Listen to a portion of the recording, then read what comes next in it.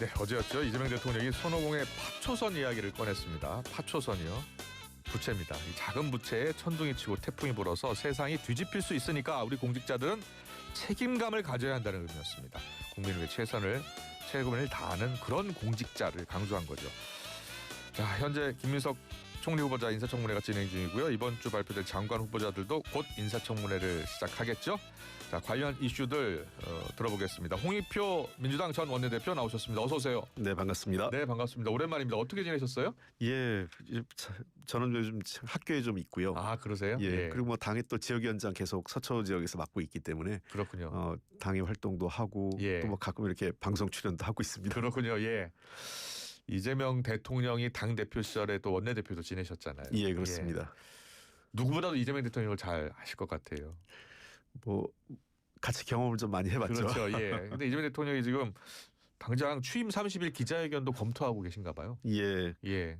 뭐 통상 100일 정도 하는 것이 일반적인데 뭐 여러 가지 그 인수위도 없이 들어선 정부였고 이러다 네. 보니까 한 30일 한 달만이라도 뭔가 말씀하고 싶은 그러니까 소통 저는 나쁘진 않다고 봐요. 아, 좋죠. 국민하고 예. 소통하는 거기 때문에 도리어 그 더 이상 대통령의 기자회견이나 뭐 이런 것들이 네. 그 자체가 뉴스거리가 돼서 안 됐으면 좋겠어요. 네. 거기서 뉴스거리가 나와야 되는 거죠. 아, 충분한 설명도 좀 우리 국민들이 들을 수 있고요. 예.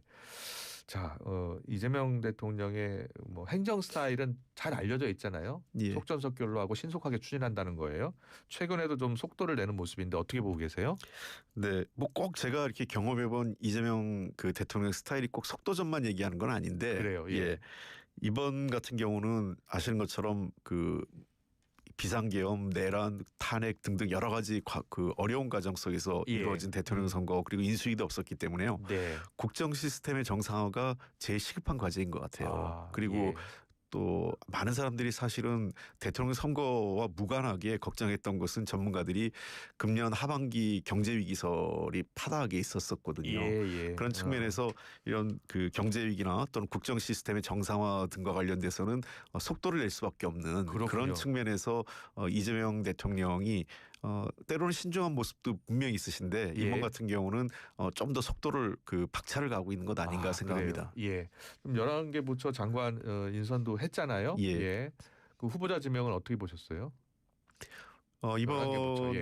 이번 장관 인선 보면 첫 번째는 실력과 경험을 좀 많이 하신 것 같아요. 예. 그러니까 외교부 장관의 조현 장관이라든지 또는 그 통일부 장관의 정동영 장관 이런 분들은 오랫동안 그 해당 그 업무에 있어서 그 경험과 그다음에 실력들이 어느 정도 인정받은 분들이거든요. 그래서 그런 측면에서 실력과 경험이 하나 축이라면 그래요. 두 번째는 혁신인 것 같아요. 그러니까 특히 AI 기반에서 그 중기부 장관이라든지 등등 그 옛날 네이버 대표했던 분, 그렇죠. 그런 분들에서 좀 더 그 혁신적인 쪽으로 가야 될 그 관련돼서 민간의 전문가들을 좀 수용하는. 그리고 세 번째 얘기는 약간 그 통합이랄까? 그것은 이제 농림부 장관이겠죠. 뭐 여러저러 부서일 수도 있지만 이재명 대통령이 후보 시절에도 뭐 나는 진보 보수 가리지 않고 실력 있고 능력 있으면 쓰겠다라는 기조에서 송민영 농림부 장관 같은 경우는 뭐 그런 기조가 아닐까 싶습니다. 그래요. 그럼 송민영 장관 이야기 잠깐 더 해볼게요. 송민영 장관 그 후보자 지명은 당 내에서 좀 반발이 있었던 것 같고요. 지금도 좀 있는 것 같아요. 그렇죠. 왜냐하면 당연히 그 우리 당 특히 농해수 의원들 같은 경우는 받아들이기 어렵죠. 왜냐하면 바로 얼마 전까지만 해도 양곡관리법을 포함한 그 농업 3법 등 여러 가지 문제에 대해서 충돌했잖아요. 다 반대했어요. 그리고 뭐 계속 이것을 대통령의 거부권 행사를 제한한 해당 부처의 장관이기 때문에 그렇죠. 당연히 그 우리 농해수 의원들 그리고 상당수의 민주당 내 의원들 입장에서는 의아한 그러니까 이걸 이렇게 놔두는 게 맞느냐 이런 문제가 있었는데 아마 제가 보기에는 그 기존의 입장에서 좀 상당히 바뀐 것 같아요. 업무보고 과정에서. 그리고 어떤 현안 문제에 대해서는 대통령께서도 얘기하신 것처럼 전문가다. 그러니까 이 업무를 하는 걸 보고 내가 판단했다 이렇게 얘기를 하시거든요. 다만 근데 어쨌든 송민영 장관이 그 얘기는 좀 해야 될 것 같아요. 사람의 생각은 늘 바뀝니다. 고정돼 있지 않기 때문에. 그러나 왜 바뀌고 무엇이 바뀌고 그 이유에 대해서는 한 번 정도는 설명하고 가는 게 저는 맞다고 생각해요. 아, 그래요. 예. 예. 그 당시 때는 반대했는데 지금 그 정책을 추진했던 정권에 지금 장관을 하는 거 아니에요. 그렇습니다. 그건 충분한 설명이 좀 더 필요할 것 같아요. 그러니까 그 기존의 입장은 어땠는데 예. 지금은 왜 이런지 예. 이런 것들에 대해서 설명을 해줘야 되는 거죠. 그래요. 예. 어제 앞서 제가 무도 때 이재명 대통령이 파초선 예. 이야기, 손오공 파초선 그렇습니다. 부채 이야기를 하셨잖아요. 근데 그 말을 한 그 배경에는 일단 공무원의 책임을 굉장히 강조한 것 같거든요. 그렇죠. 예. 뭐 우리 옛말에도 그런 거 있잖아요. 예. 그냥 가볍게 던진 돌이 뭐 그래요. 그 냇가에 있는 개구리한테는 치명타가 된다 이런 예. 얘기 있지 않습니까? 예. 그러니까 공무원들이 뭐 하나 규제를 만든다든지 또는 제도를 만든다든지 또는 어떤 행정 조치를 했을 때 그로 인해서 피해가 그 나타나는 것은 많은 다수의 국민들 예. 그리고 본인은 아무 큰 의미를 두지 않았지만 실제로 가면 이게 큰 효과가 나타나는 경우도 있기 때문에 예. 어떤 정책을 할 때 좀 더 꼼꼼하게 예. 그리고 책임의식을 갖고 그리고 효과에 대한 분석을 좀 철저히 하라는 것 같아요. 예. 이것이 이 정책이 누구를 위한 정책이고 어떤 그 효과를 그러니까 긍정적이든 부정적이든 정책이라는 건 늘 빛과 그림자가 있어요. 그래요. 예. 100% 모든 사람에게 도움이 되는 게 아니라 예. 도움이 되는 사람이 있으면 피해를 보는 사람도 있거든요. 그렇죠. 그럼 그 피해를 보는 사람들을 어떻게 최소화하고 또 그 사람들에 대한 어떤 보완 조치 뭔지에 대해서도 그 준비를 해야 된다는 거죠. 네. 그 이번 인선 때 민주당 국회의원이 5명이나 들어갔더라고요. 뭐 안규백 국방장관 후보자를 비롯해서요. 예, 그렇습니다. 예. 아마 그 일단은 제일 큰 거는 검증 때문에 그런 것 같아요. 아, 그래요. 예. 그러니까 뭐 얼마 전에 그 민정수석 한 분이 문제가 됐었잖아요. 오광수석이요? 예. 그렇기 때문에 그 대통령실 입장에서는 사람을 그 여러 가지 찾는데 예. 실제로 저도 옛날에 문재인 정부 당시에도 이렇게 해보면 예, 예. 특정부처의 장관직을 무려 한 30명 가까이 제안을 한 경우도 있었어요. 그랬어요. 예, 예. 예. 그래서 예. 그걸 뭐 다들 안 하고 못 하겠다고 그래가지고 뭐 이런 경우도 발생을 합니다. 그러다 보니까 그게 이제 특히 중기부 장관 같은 경우는 뭐 오늘 질문 내용도 있지만 뭐 예. 백지신탁제도든지 그런 거하고 연관돼 있는데 예. 그러다 보니까 장관직을 할 때 검증에서 아웃되는 사람이 있고 예. 또 스스로 거부하는 사람이 있고 뭐 등등 여러 가지 그래요. 요건이 있어서 예. 그 아무래도 현역 국회의원들은 재산 신고도 계속 하고 네. 어느 정도는 또 국회 문턱을 상대적으로 좀 쉽게 넘어가는 게 있어요. 그렇군요. 예. 그런 측면에서 아마 현역 의원들을 그리고 또 이번에 임명된 현역 의원들이 나름 해당 그 업무와 관련돼서는 오랫동안 그러니까 본인이 국회의원 되고 나서 계속 그 업무에 대해서 열정을 갖고 해왔던 분들을 아마 선택하신 것 같습니다. 예. 국민의힘은 이게 전리품 나눠가는 건 아니냐. 선대위 해단식 인사 같다라고 또 비판하기도 해요. 예. 저는 뭐 꼭 그렇게 부정적으로 생각하지는 않습니다. 어차피 예. 우리나라 제도가 미국과 같이 그 완전히 그 완전한 대통령제가 아니라 약간의 의원 내각제적 성격을 갖고 있거든요. 그래요. 예. 그러다 보니까 여당 의원들이 의원직을 갖고 들어가잖아요. 미국 예. 같은 경우 내려놔야 되는데 예. 그런 측면에서 그 여당의 책임감 그리고 당정의 원활한 소통에 도리어 도움이 될 수 있다 봅니다. 그래요. 예.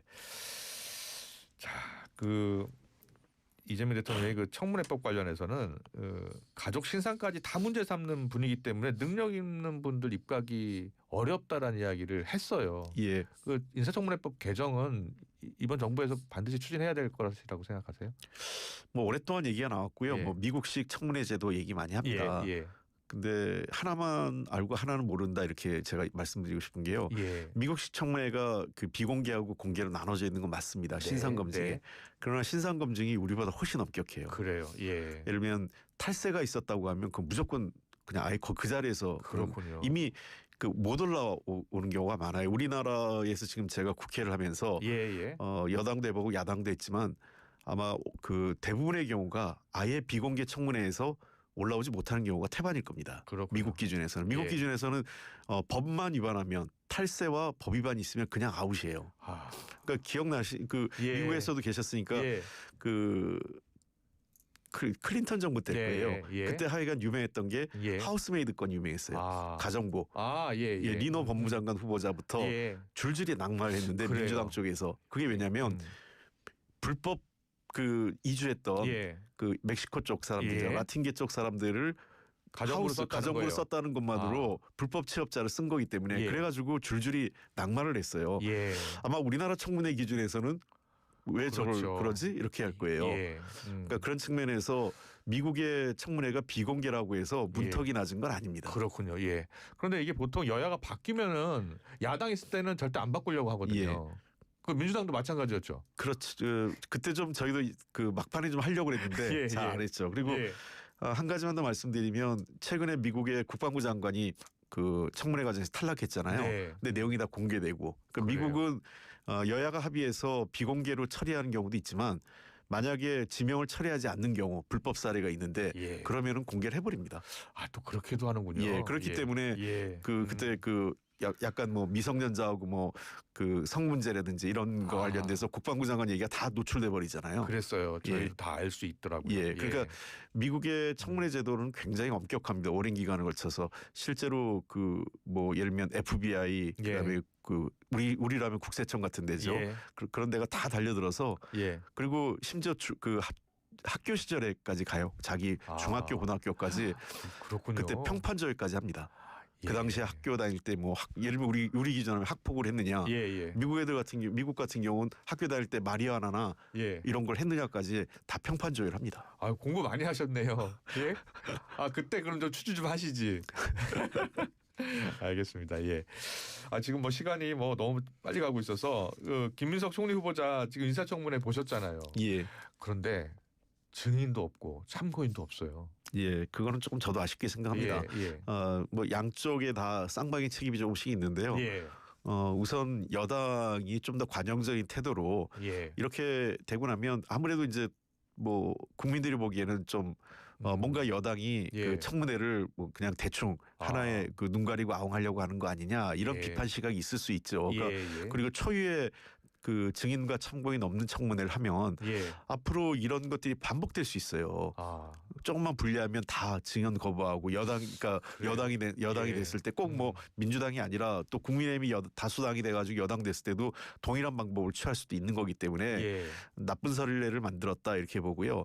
그리고 원인 제공도 사실은 국민의힘도 했습니다. 그러니까 뭐 이게 무슨 가정법원도 아니고 인사청문회가 뭐 현처 그 과거 이원한 전처까지 불러가지고 하겠다고 한 거는 지금까지 인사청문회에서 가족을 부른 적은 없거든요. 그러니까 그런 것들을 하면서 처음부터 그 국민의힘이 현실적인 증인들을 꼭 필요한 증인을 선택해야 되는데 정치 공세적 차원에 하다 보니까 여당인 민주당이 전체를 거부할 수 있는 빌미를 준 거죠. 그렇군요. 예.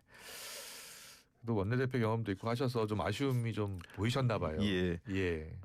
그러니까 저는 나쁜 선례는 국회가 자꾸 만들면 안 됩니다. 청문회라는 거는 많은 사람 이야기를 듣는 거거든요. 그리고 이 인사청문회를 하기 위해서 저는 도리어 뭐 관련된 증인이나 참고인을 불러서 하면 훨씬 더 우리 그 국민들이 그 총리 후보자가 적격인지 아닌지를 판단하는데 더 좋을 수도 있죠. 예컨대 꼭 그 인사청문회를 도덕성 검증만 하는 게 아니라 정책 검증할 수 있는 사람도 불러서 총리가 어떤 역할을 해야 되는지에 대한 것도 들을 수 있는 거죠. 네, 맞습니다. 정책 검증 해야 된다고 하는데 대부분 도덕성 검증에서 그치고 말아요.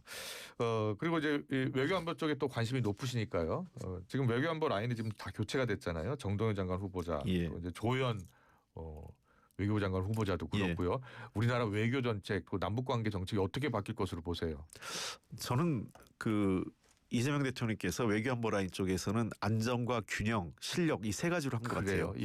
안정이라는 것은 외교관 출신이거든요. 조현 장관이. 그리고 유성락 그 안보실장하고 그 외시 동기예요. 그렇네요. 그러니까 전문 외교관이기 때문에 기존의 어떤 안정적 입장을 취해갈 거라고 생각을 합니다. 그 외교 정책이라는 것은 특히 다른 국내 정책하고는 다르게 외교 정책은 그런 얘기를 해요. 큰 항공모함이 유턴하듯이 정책을 바꿔야 된다고. 아, 그래요? 그러니까 자동차가 유턴하는 거하고 항공모함이 유턴하는 거는 실제로 항공모함 같은 건 유턴하는지 모르게 유턴하거든요. 느끼지 못할 정도로. 그러니까 정책을 굉장히 안정적이고 저는 그 일관성 있게 추진할 거라고 생각을 하고 그다음에 경험과 실력들이 어느 정도 검증된 분들이죠. 과거 이미 정동영 장관 같은 경우는 노무현 정부 때 통일장관 지냈어요. 딱 20년 예. 전입니다. 예. 20년 전에 하신 분이기 때문에 예.